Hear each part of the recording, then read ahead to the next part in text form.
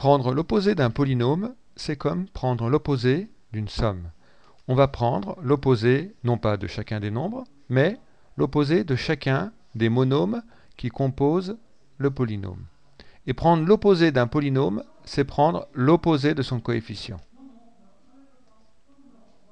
Donc dans ce premier exemple, nous avons donc comme premier monôme du polynôme 7x au carré. Nous voulons prendre son opposé, donc nous prenons l'opposé de 7, c'est-à-dire moins 7.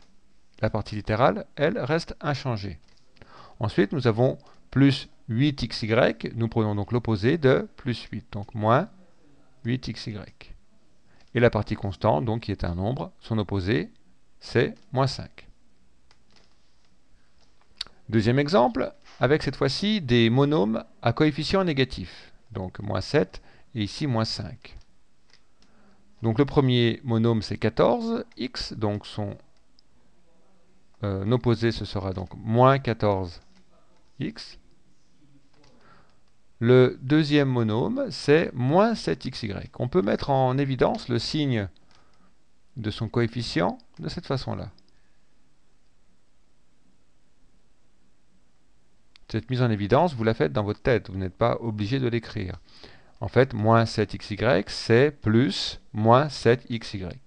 Et donc prendre l'opposé de ce monôme, c'est prendre l'opposé de son coefficient, qui est moins 7, donc qui va devenir plus 7. Et comme il y a un plus devant, ça va devenir plus 7xy, qu'on va écrire plus simplement plus 7xy.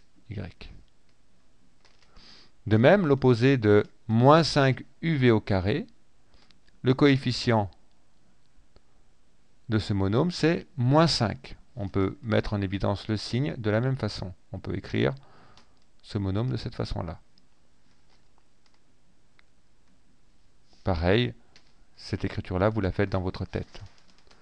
Donc prendre l'opposé de ce monôme, ça revient à prendre l'opposé de moins 5, qui va donc devenir plus 5. Donc plus 5uv au carré, qu'on écrit plus 5uv au carré. Donc si on regarde le résultat, en fait, ça revient à changer les signes, tout simplement. Ici, 14xy, c'est comme s'il y avait plus ici, donc moins, bon, signe contraire. Moins 7 devient plus 7, moins 5 devient plus 5. Troisième exemple. Ici, donc, nous avons un polynôme composé de 3 monômes. Le premier monôme, c'est moins 15uv. Le coefficient est moins 15. L'opposé de moins 15, c'est plus 15, ou 15. Donc 15uv. Le deuxième monôme, c'est plus 8z. Il va donc devenir moins 8z. Enfin, le dernier monôme, c'est moins 7uz, qui est entre parenthèses. Le moins ici est le signe de 7. Donc en fait, on va laisser la soustraction et on va prendre l'opposé de moins 7, qui devient plus 7, c'est-à-dire 7, qu'on peut écrire directement 7 et on note les parenthèses. Donc remarquez ici la subtilité, les deux signes n'ont pas été changés.